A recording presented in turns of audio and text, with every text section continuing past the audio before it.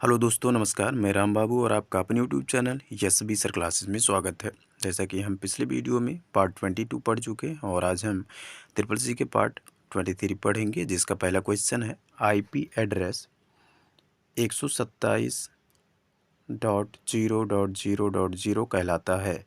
ए loop back address, B reserved address, C broadcast address, D multicast address. तो इसका जो correct answer होगा वो ए होगा, loop back address. Loop back address क्या होता है? लूप बैक एड्रेस का इस्तेमाल ज़्यादातर कंप्यूटर्स की खराबी की जानकारी के बारे में पता लगाने के लिए loop back address 127 IP address का इस्तेमाल किया जाता है। जैसे कुछ से अगले पेज पे चलते हैं हम, और आईपी एड्रेस के बारे में थोड़ा सा कुछ जानकारी है, यहाँ से हम देखते हैं। जिसमें से आईपी एड्रेस को कुल 5 क्लास में विभाजित किया जाता है। क्लास ए 101 से लेकर के 126 तक होता है। क्लास बी जो होता है 128 से 191, क्लास सी 192 से 223 और क्लास डी 224 से 239 और क्लास सी जो होता है 240 से 255। जो आईपी एड्रेस होता है ये कुल 255 तक ही होते हैं। आईपी एड्रेस ये IPv4 वाला एड्रेस होता है जो कि 255 तक होते हैं। इसमें आपका ये जो क्लास ए वाला है ये एक से लेकर के 126 तक होते हैं। फिर क्लास बी जो होता है वो 128 से लेकर के 191 तक होते हैं। अब इस बीच में यहाँ जो 126 है, 126 और 128, इन दोनों को बीच में एक आईपी एड्रेस छूट रहा है जो कि 127 वाला आईपी एड्रेस है, और वही आईपी एड्रेस जो होता है आपका आई लूप बैक एड्रेस होता है। और यहाँ पे क्लास 3 192 से 223, ये तीनों आईपी एड्रेसेस तीनों क्लास के हमारे नॉर्मल लोगों के लिए के लिए दिए जाते हैं, प्रोवाइड किए जाते हैं। जबकि जो क्लास डी वाला है 224 से 239 वाला आईपी एड्रेस, ये मल्टीटास्किंग के लिए होता है। जो लोग मल्टी वर्क करते हैं उनको ये आईपी एड्रेस प्रोवाइड की जाती है। और जो क्लास ई वाला है 240 से 255 तक का, ये रिसर्च के लिए होता है। मतलब जो लोग रिसर्च वगैरह करते हैं उनको ये आईपी एड्रेस प्रोवाइड की जाती है। तो चलिए अगले पेज पे चलते हैं, अगले क्वेश्चन पे। अगला क्वेश्चन है कंप्यूटर सिस्टम का पैरेलल पोर्ट प्रायः किसके द्वारा इस्तेमाल किया जाता है? A printer, B mouse, C monitor, D other storage device. तो इसका जो करेक्ट आंसर होगा वो ए होगा, प्रिंटर। प्रिंटर यह आपका जो यहाँ पे है ये हमारा होता है पैरेलल पोर्ट।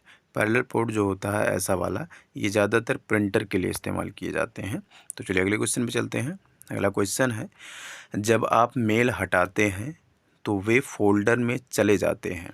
ए इनबॉक्स, बी आउटबॉक्स, सी रिसाइकल बिन, डी ट्रैश। तो इसका जो करेक्ट आंसर होगा वो डी होगा, ट्रैश।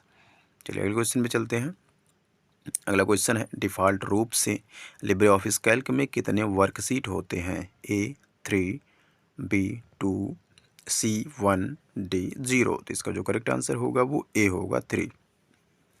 आपके लिब्रे ऑफिस कैल्क में डिफ़ॉल्ट रूप से जो वर्कशीट की संख्या होती है वो कुल 3 होती है, जो डिफ़ॉल्ट रूप से वो आपके लिब्रे ऑफिस कैल्क में दिखाई देते हैं। चलिए अगले क्वेश्चन पे चलते हैं। अगला क्वेश्चन है मल्टी पॉइंट कनेक्शन में किस टोपोलॉजी की आवश्यकता होती है? A star topology, B tree topology, C bus topology, D mesh topology. तो इसका जो करेक्ट आंसर होगा वो सी होगा, बस टोपोलॉजी। मल्टी पॉइंट कनेक्शन में बस टोपोलॉजी कनेक्शन का उपयोग किया जाता है, और ये बस टोपोलॉजी का एग्जाम्पल है। बस टोपोलॉजी में इस प्रकार से आपस में कंप्यूटर्स को जोड़ा जाता है, कनेक्ट किया जाता है। चलिए अगले क्वेश्चन पे चलते हैं। अगला क्वेश्चन है कैल्क स्प्रेडशीट में गणना करने के लिए आपको आवश्यकता होती है। ए फार्मूला, बी टेबल, सी फील्ड, डी वेरिएबल। तो इसका जो करेक्ट आंसर होगा वो ए होगा, फार्मूला। नेक्स्ट क्वेश्चन पे चलते हैं। नेक्स्ट क्वेश्चन है किसी फार्मूले में सेल एड्रेस ए $4 का मतलब है?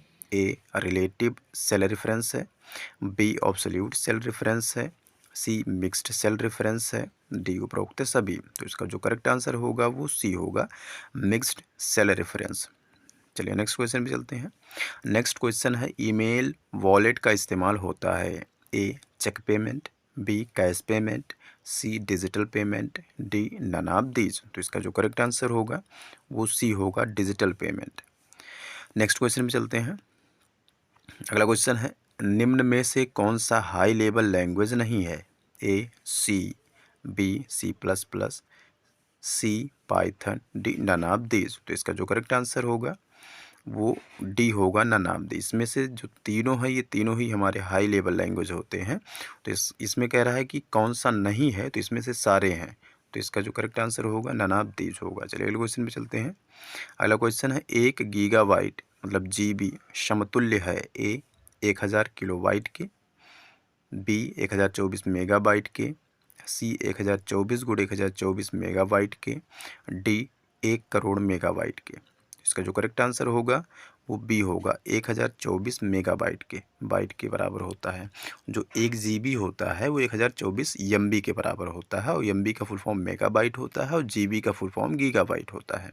चलिए अगले क्वेश्चन पे चलते हैं। अगला क्वेश्चन है, यूपीआई एक dot dot dot payment service है? ए ऑफलाइन, बी मोबाइल, सी कैश पेमेंट, डी ऑनलाइन। तो इसका जो करेक्ट आंसर होगा वो डी होगा, ऑनलाइन। चलिए अगले क्वेश्चन पे चलते हैं। अगला क्वेश्चन है, जब कंप्यूटर चालू रहने पर भी कोई प्रतिक्रिया नहीं करता है तो उसे क्या कहते हैं? A dead, B hang, C senseless, D none. तो इसका जो करेक्ट आंसर होगा वो बी होगा, हैंग। चलिए अगले क्वेश्चन पे चलते हैं। अगला क्वेश्चन है, राइटर डॉक्यूमेंट में टेक्स्ट का सिलेक्शन हो सकता है? ए सिंगल वर्ड या एक लाइन, बी एक पैराग्राफ, सी संपूर्ण डॉक्यूमेंट, डी उपरोक्त सभी। तो इसका जो करेक्ट आंसर होगा वो डी होगा, उपरोक्त सभी। हम राइटर डॉक्यूमेंट में किसी भी टेक्स्ट को सिंगल वर्ड को भी सिलेक्ट कर सकते हैं, एक लाइन को भी सिलेक्ट कर सकते हैं, पूरे पैराग्राफ को सिलेक्ट कर सकते हैं, पूरे डॉक्यूमेंट को भी सिलेक्ट कर सकते हैं। तो इसका जो करेक्ट आंसर होगा वो डी उपरोक्त सभी होगा। चलिए अगले क्वेश्चन में चलते हैं। अगला क्वेश्चन है, इसमें से कौन इंटरनेट सुरक्षा से संबंधित है? A MIT Massachusetts institute of technology, B जो है W3C जिसका फुल फॉर्म होता है world wide web consortium. W3 का मतलब होता है भाई WWW जिसका full form world wide web होता है। सी CERT computer emergency response team. D है DSL जिसका फुल फॉर्म होता है डिजिटल सब्सक्राइबर लाइन। इसका जो करेक्ट आंसर होगा वो होगा सी CERT computer emergency response team. चलिए अगले क्वेश्चन पे चलते हैं। अगला क्वेश्चन है, 3D प्रिंटर एक प्रकार का है? A industrial robot, B virtual reality, C copy cryptographic, D none. तो इसका जो करेक्ट आंसर होगा वो ए होगा, इंडस्ट्रियल रोबोट। चलिए अगले क्वेश्चन पे चलते हैं। अगला क्वेश्चन है, एक कैल्क सीट में AMJ अधिकतम नंबर ऑफ कॉलम होता है? ए ट्रू, बी फॉल्स। तो इसका जो करेक्ट आंसर होगा वो ए होगा, ट्रू। जो कैल्क सीट में होता है AMJ ये अधिकतम नंबर ऑफ कॉलम होता है, मतलब ये सबसे लास्ट कॉलम का नाम होता है AMJ। चलिए अगले क्वेश्चन में चलते हैं। अगला क्वेश्चन है, सामान्य कैरेक्टर की तुलना में बोल्ड कैरेक्टर मोटे होते हैं? ए ट्रू, बी फॉल्स। तो इसका जो करेक्ट आंसर होगा वो ए होगा। जो सामान्य कैरेक्टर के टेक्स्ट होते हैं वो बोल्ड कैरेक्टर जो होता है उसकी अपेक्षा मोटा होता है। चलिए अगले क्वेश्चन में चलते हैं। अगला क्वेश्चन है, कंप्यूटर के बीच में डेटा को एक्सचेंज करने का नियम प्रोटोकॉल्स कहलाता है? ए ट्रू, बी फॉल्स। तो इसका जो करेक्ट आंसर होगा वो ए होगा, ट्रू। चलिए अगले क्वेश्चन में चलते हैं। अगला क्वेश्चन है, PSP का अर्थ पेमेंट सिस्टम प्लेयर है? ए ट्रू, बी फॉल्स। तो इसका जो करेक्ट आंसर होगा वो ये होगा, ट्रू। चलिए अगले क्वेश्चन में चलते हैं। अगला क्वेश्चन है, हाइपर टेक्स्ट को ही हाइपर लिंक कहा जाता है? ए ट्रू, बी फॉल्स। तो इसका जो करेक्ट आंसर होगा वो बी होगा, हाइपर टेक्स्ट को हाइपर लिंक नहीं कहा जाता है। चलिए अगले क्वेश्चन में चलते हैं। अगला क्वेश्चन है, F8 एक डॉक्यूमेंट जांचने के लिए कीबोर्ड शॉर्टकट की है? ए ट्रू, बी फॉल्स। तो इसका जो करेक्ट आंसर होगा वो बी होगा, फॉल्स। F8 डॉक्यूमेंट जांचने के लिए कीबोर्ड शॉर्टकट की नहीं होता है। चलिए अगले क्वेश्चन में चलते हैं। अगला क्वेश्चन है, POP1 प्रोटोकॉल का प्रयोग मेल बॉक्स से ईमेल फैचिंग करने के लिए किया जाता है? ए ट्रू, बी फॉल्स। तो इसका जो करेक्ट आंसर होगा वो बी होगा, फॉल्स। POP का फुल फॉर्म होता है पोस्ट ऑफिस प्रोटोकॉल। तो इसमें जो पोस्ट ऑफिस प्रोटोकॉल होता है, ये पीओपी प्रोटोकॉल ये किसी भी मेल को रिसीव करने के लिए होता है। और एक और होता है एसएमटीपी, जिसका सिंपल मेल ट्रांसफ़र प्रोटोकॉल होता है।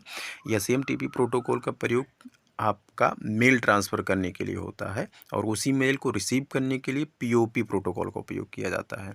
और यहाँ पे कह रहा है कि फेचिंग करने के लिए, फेचिंग मतलब खोजने के लिए, ईमेल को खोजने के लिए इसका उपयोग करते हैं, तो ये गलत है। चलिए अगले क्वेश्चन में चलते हैं। अगला क्वेश्चन, आईएसपी का पूरा नाम इंफॉर्मेशन सोर्स प्रोवाइड होता है। ए ट्रू, बी फॉल्स। तो इसका जो करेक्ट आंसर होगा वो बी होगा, फॉल्स। आईएसपी का फॉर्म इंटरनेट सर्विस प्रोवाइडर होता है, ना कि इंफॉर्मेशन सोर्स प्रोवाइड होता है। चलिए अगले क्वेश्चन पे चलते हैं। अगला क्वेश्चन है, वेबसाइट का पहला पेज होम पेज नहीं होता है। ए ट्रू, बी फॉल्स। तो इसका जो करेक्ट आंसर होगा वो बी होगा, फॉल्स। चलिए नेक्स्ट क्वेश्चन में चलते हैं। अगला क्वेश्चन है, न्यू ग्रुप को यूजनेट भी कहा जाता है। ए ट्रू, बी फॉल्स। तो इसका जो करेक्ट आंसर होगा वो ए होगा, ट्रू। तो चलिए इस वीडियो को कुल 25 क्वेश्चन कंप्लीट हुआ। वीडियो समझ में आए तो वीडियो को लाइक करें, चैनल को सब्सक्राइब करें और शेयर ज़रूर करें। धन्यवाद।